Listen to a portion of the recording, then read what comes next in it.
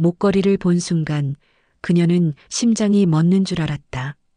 30년 전 화재 현장에서 사라진 딸의 목에 걸려 있던 바로 그 목걸이가 살아있는 아이의 목에 있었다.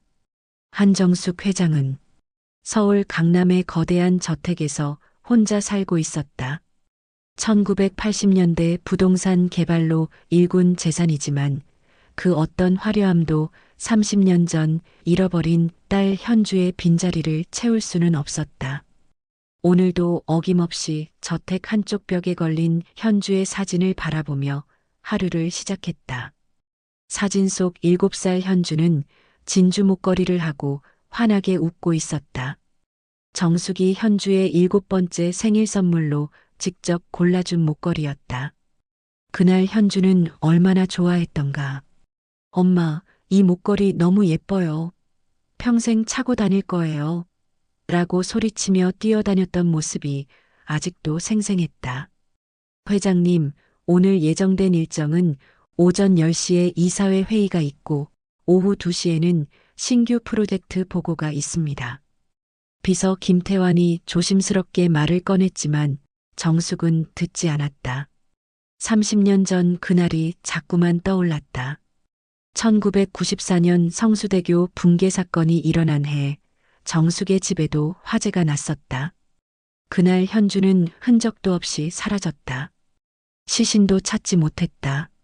소방관들은 화재가 너무 심해서 완전히 타버렸을 것이라고 했지만 정숙은 믿을 수 없었다. 현주의 방은 화재를 면했는데 현주만 사라진 것이 이상했다. 아무리 생각해도 납득이 가지 않았다. 정수가 이제 그만 포기해. 현주는 돌아오지 않아. 남편 한영수도 그렇게 말하며 10년 전 세상을 떠났다. 남편마저 잃고 나니 정숙은 완전히 세상과 담을 쌓고 살았다. 회사 일에만 매달렸고 사람들과의 만남도 끊었다. 오직 현주를 찾겠다는 일념만이 그녀를 지탱하는 유일한 힘이었다. 회장님은 왜 아직도 그 아이를 찾으시는 겁니까? 30년이 지났는데도 말이에요. 조카 한민철이 거실로 들어오며 냉소적으로 말했다. 그는 정숙의 유일한 가족이자 회사 전무였다. 형 민수의 아들이었다. 하지만 정숙은 그의 탐욕스러운 시선을 알고 있었다. 회사 이사회에서 그가 은근히 자신의 경영 능력에 의문을 제기하는 것도 주주들에게 승계 문제를 거론하는 것도 다 알고 있었다. 민철아, 너는 자식이 없어서 몰라. 부모의 마음은, 자식을 잃어버린 부모의 마음이 어떤지 너는 절대 모를 거야. 30년이 지났어요, 고모. 이제 현실을 받아들이시고 회사 일에 집중하세요. 주주들도 고모의 상태를 걱정하고 있어요. 민철의 말에는 은근한 협박이 섞여 있었다. 정숙의 가슴이 저렸지만 그녀는 포기할 수 없었다. 어머니의 직감이 계속 속삭이고 있었다. 현주는 살아있다. 어디선가 살아있어.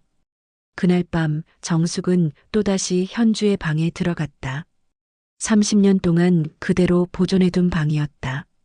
현주의 인형들, 그림책들, 작은 옷들이 먼지를 뒤집어 쓴 채 그 자리를 지키고 있었다. 정숙은 현주의 침대에 앉아 작은 베개를 끌어안았다. 아직도 희미하게 딸의 냄새가 나는 것 같았다. 현주야, 엄마가 꼭 찾아낼게. 어디 있든지 꼭 찾을 거야. 며칠 후 정숙에게 이상한 편지 한 통이 도착했다. 발신인 불명. 평소 같았다면 태환이 먼저 검토했겠지만 정숙이 직접 받아본 편지였다. 편지 안에는 흐릿한 사진 한 장과 손으로 쓴 짧은 메모가 들어 있었다.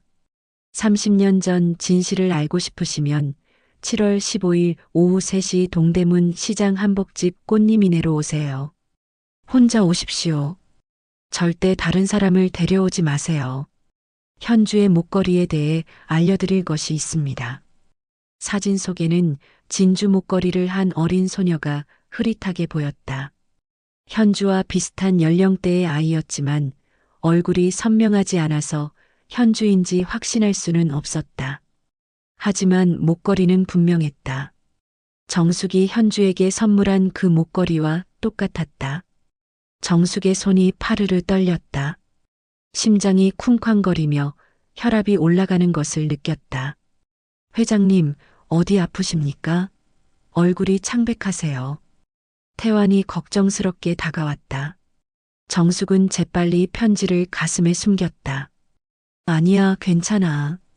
그냥 조금 어지러울 뿐이야. 하지만 태환은 정숙의 이상한 행동을 놓치지 않았다. 30년 넘게 정숙을 모셔온 그였기에 그녀의 미묘한 변화도 감지할 수 있었다.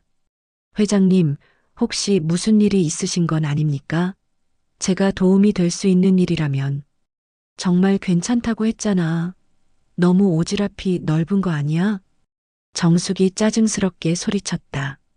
평소 온화한 그녀로서는 드문 일이었다. 태환은 더 이상 묻지 않고 물러났지만 뭔가 이상하다는 생각을 지울 수 없었다. 그날 저녁 정숙은 편지를 수십 번 다시 읽었다. 30년 전 진실이라는 문구가 머릿속에서 맴돌았다.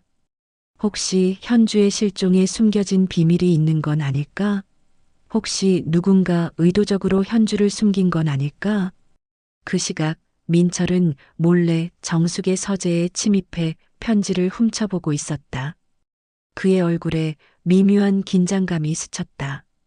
휴대폰을 꺼내 누군가에게 전화를 걸었다. 편지가 도착했습니다. 예상대로 고무가 낚였어요. 계획대로 진행하십시오. 전화기 너머에서 여자 목소리가 들려왔다. 조심스럽게 해. 절대 들키면 안 돼. 30년 동안 숨겨온 비밀이 드러나면 우리 모두 끝장이야. 알고 있습니다. 하지만 이번이 마지막 기회일 수도 있어요.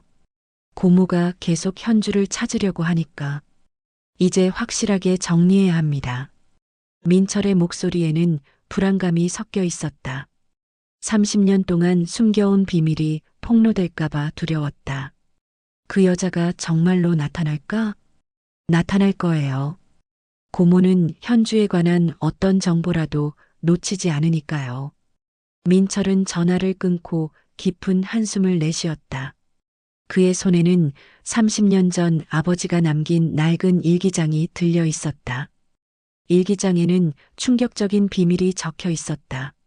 민철은 대체 누구와 통화하고 있는 걸까? 그리고 30년 동안 숨겨온 비밀이란 무엇일까? 7월 15일 오후 3시.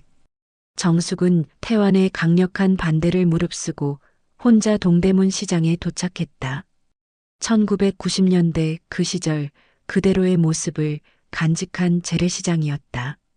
좁은 골목길, 낡은 간판들, 세월의 흔적이 고스란히 남아있는 곳이었다.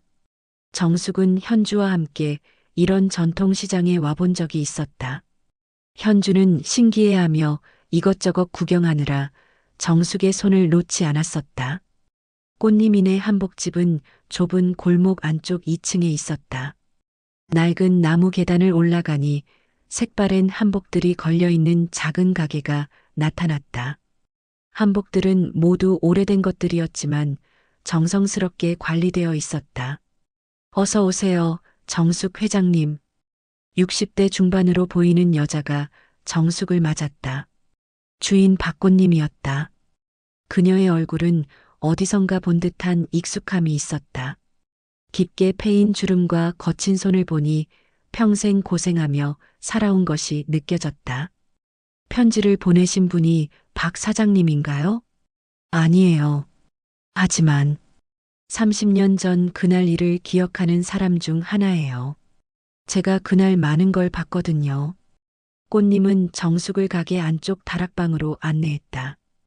다락방은 더욱 좁았지만 깨끗하게 정리되어 있었다. 거기에는 20대 후반으로 보이는 여자 이서윤이 앉아 있었다. 그녀의 목에는 정숙이 알고 있는 것과 똑같은 진주 목걸이가 걸려 있었다. 정숙은 목걸이를 보는 순간 온몸에 소름이 돋았다.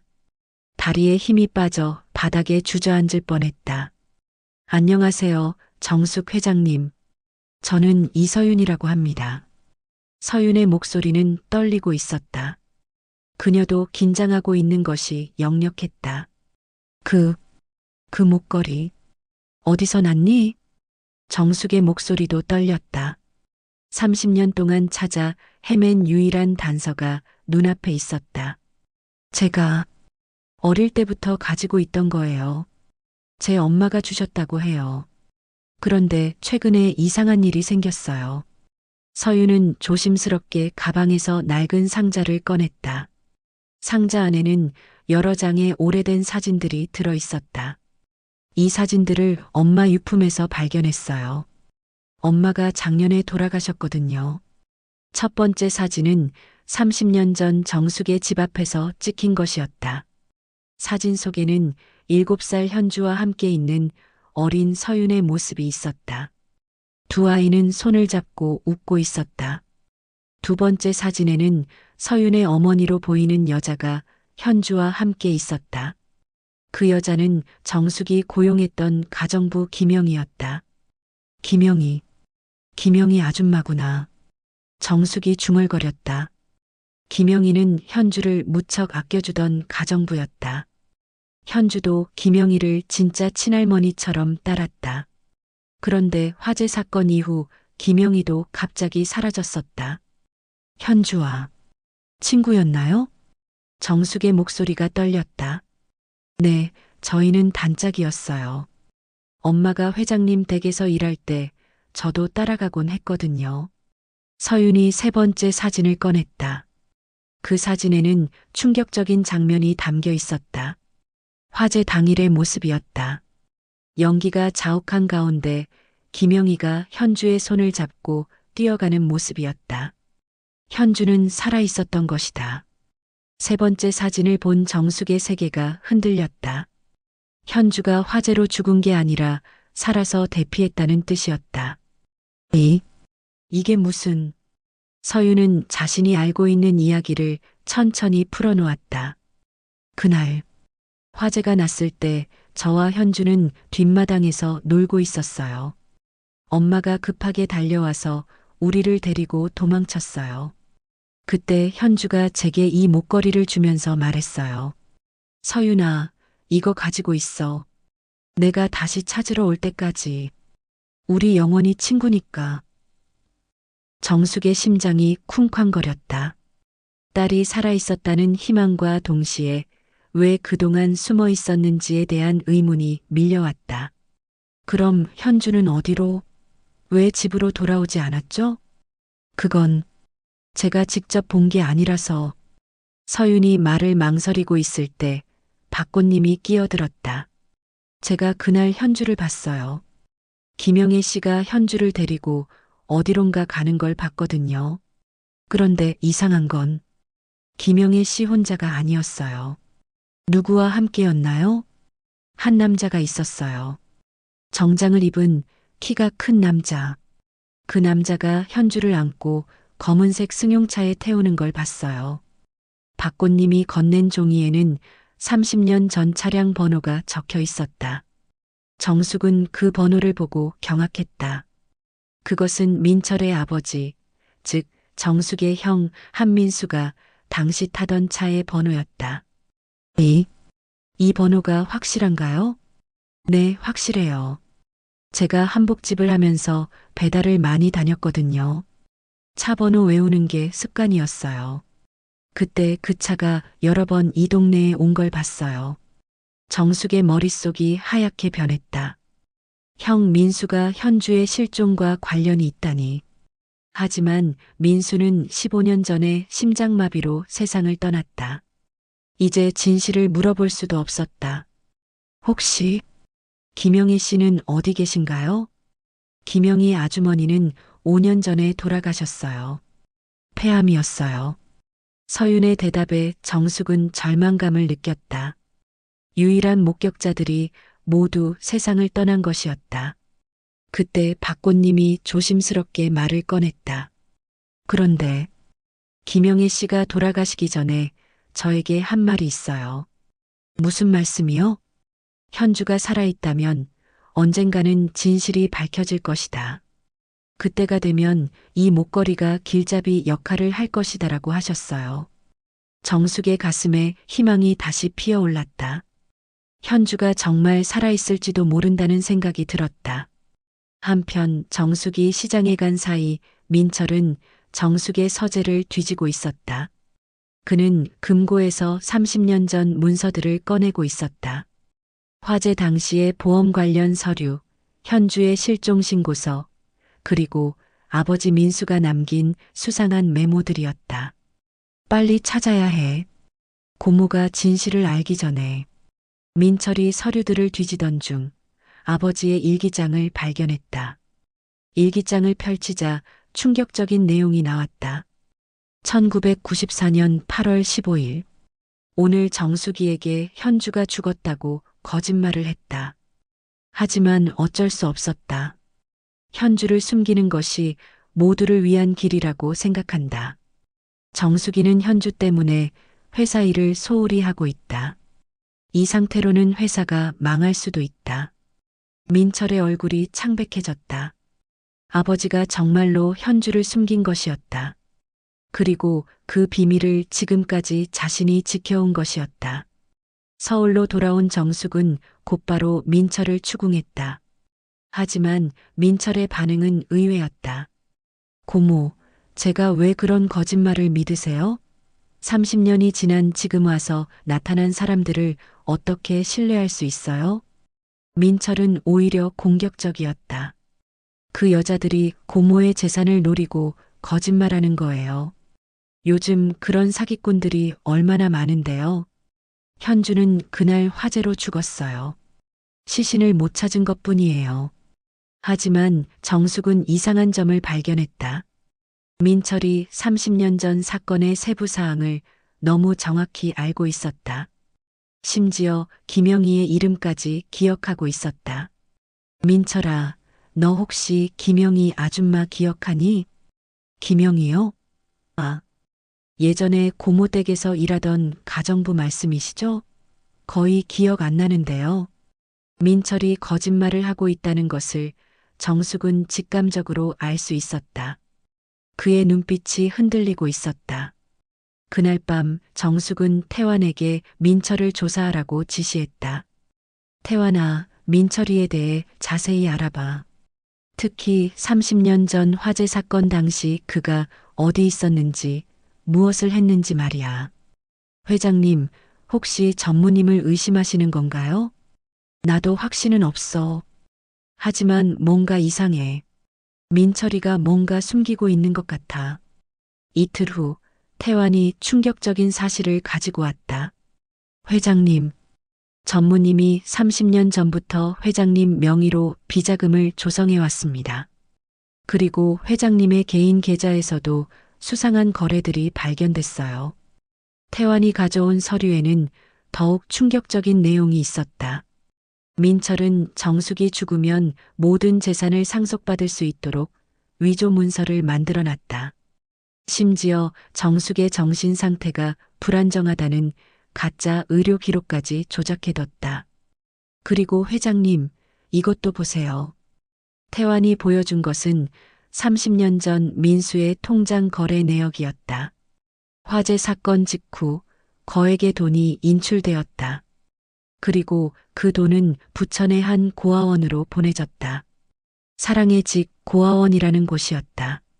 고아원에? 왜 아버지가 고아원에 돈을? 정숙의 가슴에 끔찍한 추측이 떠올랐다. 형과 조카가 현주를 고아원에 보내고 자신에게는 죽었다고 거짓말을 했다는 것.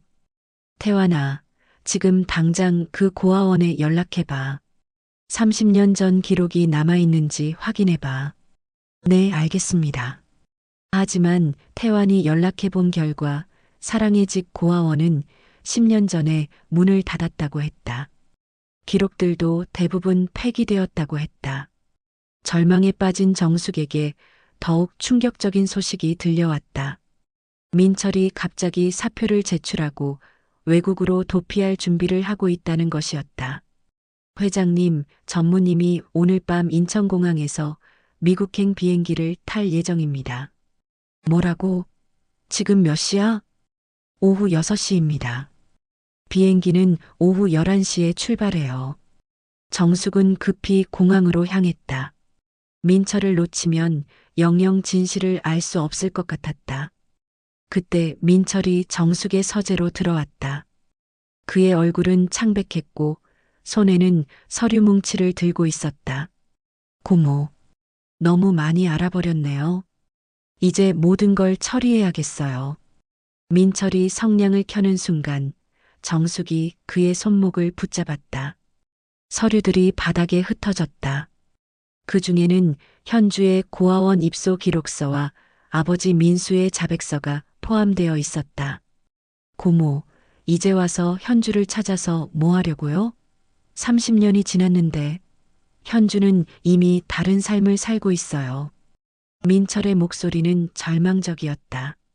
하지만 정숙은 포기하지 않았다. 민철아, 내 아버지가 현주를 어디에 숨겼니? 말해.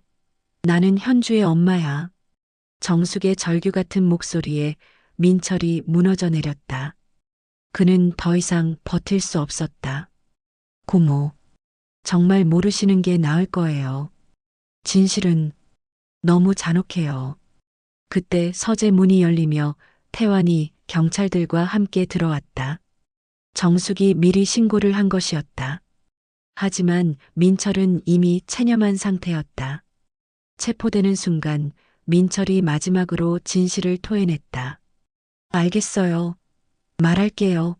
30년 전 아버지가 현주를 고아원에 보냈어요. 하지만 정말로 고모를 위해서였어요. 정숙의 다리에 힘이 빠졌다. 예상했던 일이지만 직접 들으니 충격이 더욱 컸다. 아버지는 고모가 현주에게만 매달려서 회사 일을 소홀히 한다고 생각했어요. 그때 회사가 정말 어려운 상황이었거든요. 부도 직전이었어요. 현주가 사라지면 고모가 회사에만 집중할 거라고 생각했대요. 정숙의 세계가 무너져 내렸다. 형이 회사를 위해 자신의 딸을 희생시켰다는 것이었다.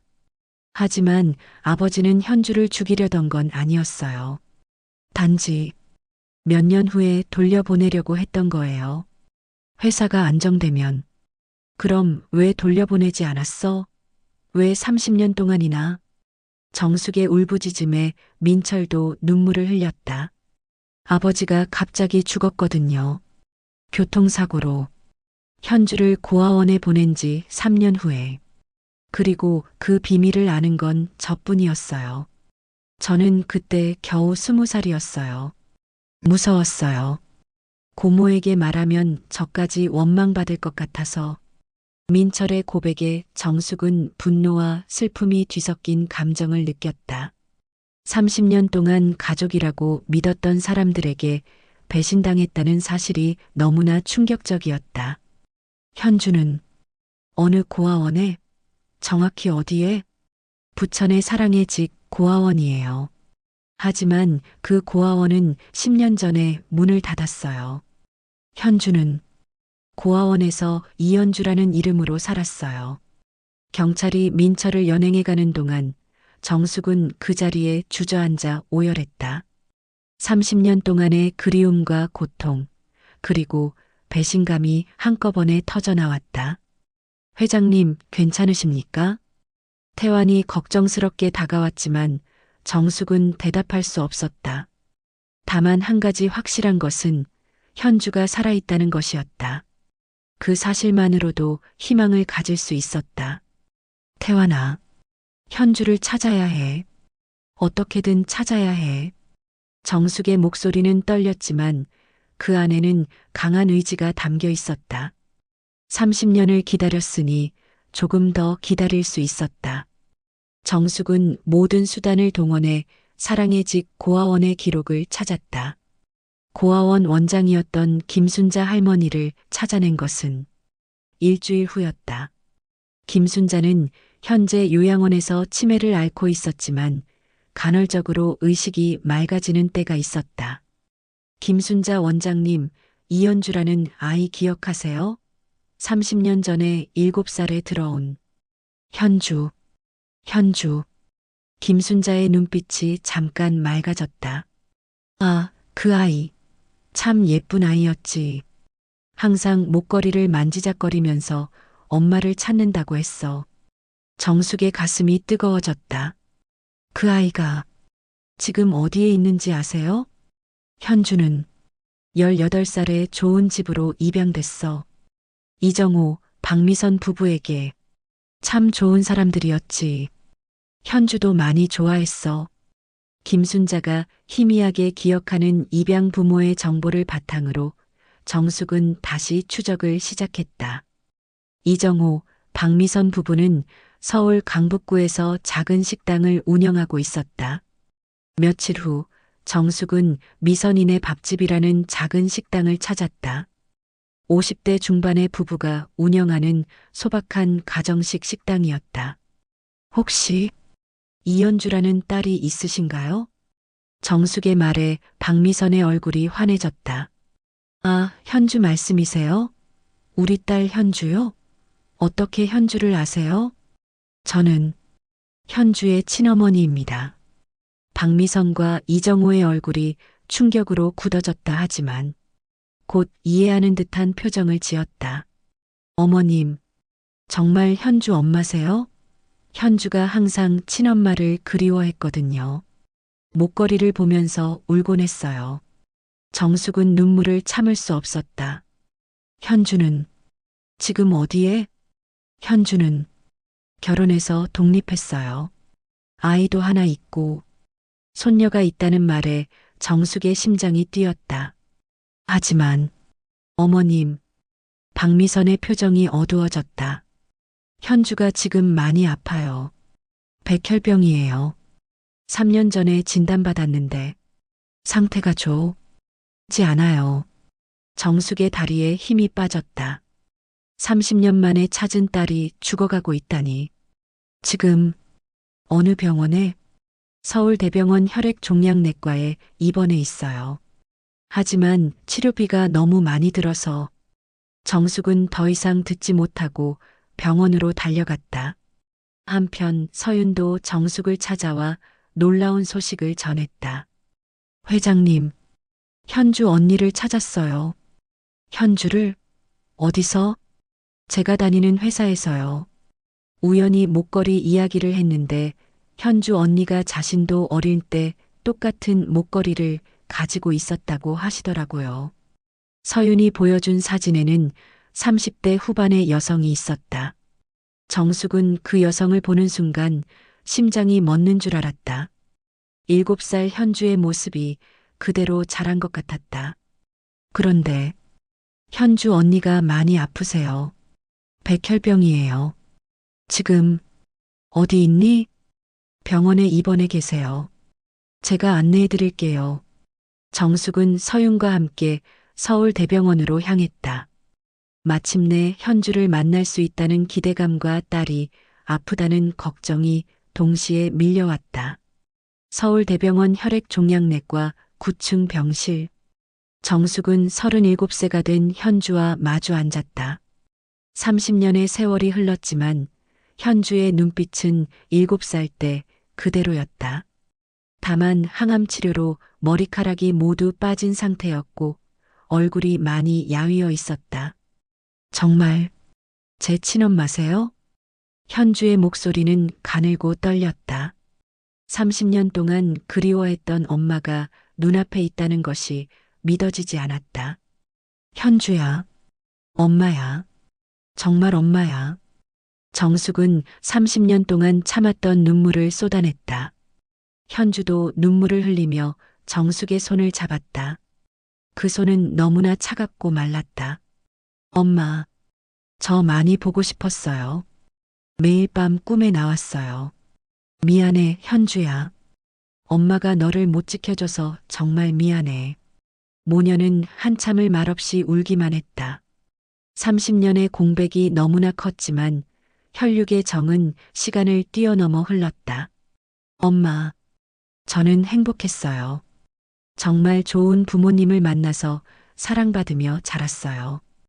대학도 보내주시고 결혼도 축복해 주셨어요. 현주의 말에 정숙은 더욱 울음을 터뜨렸다.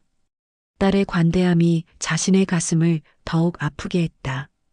그런데 엄마, 저에게 딸이 있어요. 정숙의 눈이 커졌다. 손녀가 있다고요? 네. 서연이라고 해요. 9살이에요. 너무 예쁜 아이예요. 그때 병실 문이 열리며 작은 소녀가 들어왔다. 서연이었다. 아이의 목에는 정숙이 아는 그 진주 목걸이가 걸려 있었다. 현주가 서윤에게 맡겼던 목걸이를 서연이가 물려받은 것이었다. 엄마, 누구세요? 서연이 호기심 어린 눈으로 정숙을 바라봤다. 서연아, 이분이 할머니야. 엄마의 진짜 엄마, 너의 진짜 할머니. 할머니. 서연이 정숙에게 달려와 안겼다. 정숙은 손녀를 품에 안고 흐느꼈다. 작고 따뜻한 몸이 정숙의 가슴을 채웠다. 엄마가 할머니 이야기를 많이 해주셨어요. 할머니가 엄마에게 준 목걸이라고 해서 저도 늘 차고 다녔어요. 현주는 어릴 때 기억이 돌아온 후 딸에게 할머니와 목걸이 이야기를 들려주었던 것이다. 할머니, 엄마가 많이 아파요. 엄마 낫게 해주세요. 서연이의 간절한 부탁에 정숙의 가슴이 찢어질 것 같았다. 서연아, 할머니가 엄마를 꼭 낫게 해줄게. 정숙은 즉시 현주를 더 좋은 병실로 옮기고 최고의 의료진을 섭외했다. 그리고 골수 검사를 받았다. 다행히 정숙과 현주의 골수가 적합했다. 한 달 후 현주는 정숙의 골수를 이식받았다. 수술은 성공적이었고 현주의 상태는 날로 좋아졌다. 의사들도 놀랄 정도의 빠른 회복이었다. 정말 기적이에요. 환자분의 회복 의지와 가족의 사랑이 큰 역할을 한 것 같습니다. 담당 의사가 미소 지으며 말했다. 6개월 후 정숙의 저택에는 웃음소리가 가득했다. 현주와 서연이 그리고 현주의 남편 박진수까지 함께 살게 된 것이다. 정숙은 30년 만에 진정한 가족의 행복을 되찾았다. 정원에서 서연이 그림을 그리고 있었다. 그림 속에는 네 사람이 손을 잡고 있는 모습이 그려져 있었다. 할머니, 엄마, 아빠, 그리고 자신이었다. 할머니, 이제 우리는 영원히 함께인 거죠? 그럼 우리 공주님, 할머니가 다시는 놓지 않을 거야. 정숙은 서연이를 안으며 하늘을 올려다봤다. 별들이 반짝이고 있었다. 30년 동안의 어둠이 끝나고 이제야 진정한 빛이 시작되는 것 같았다. 현주도 정원으로 나와 가족들과 함께 별을 보았다. 그녀의 머리카락은 다시 자라기 시작했고 얼굴에도 건강한 빛이 돌았다. 엄마, 저 별 보이세요? 할아버지가 하늘에서 우리를 지켜보고 있는 것 같아요. 현주의 말에 정숙은 고개를 끄덕였다. 형 민수와 남편 영수도 이제는 평화롭게 잠들 수 있을 것 같았다. 진주 목걸이는 이제 네 세대를 이어주는 사랑의 상징이 되었다. 정숙에서 현주로, 현주에서 서연이로, 그리고 언젠가 서연이의 딸로 이어질 사랑의 징표였다. 그날 밤 정숙은 오랜만에 평안한 잠에 들었다. 꿈속에서 7살 현주가 나타나 말했다. 엄마, 이제 안녕히 주무세요. 저는 이제 37살 현주로 엄마 곁에 있을게요. 정숙은 꿈속에서 미소 지었다. 마침내 완전한 가족이 되었다는 행복감에 잠겨서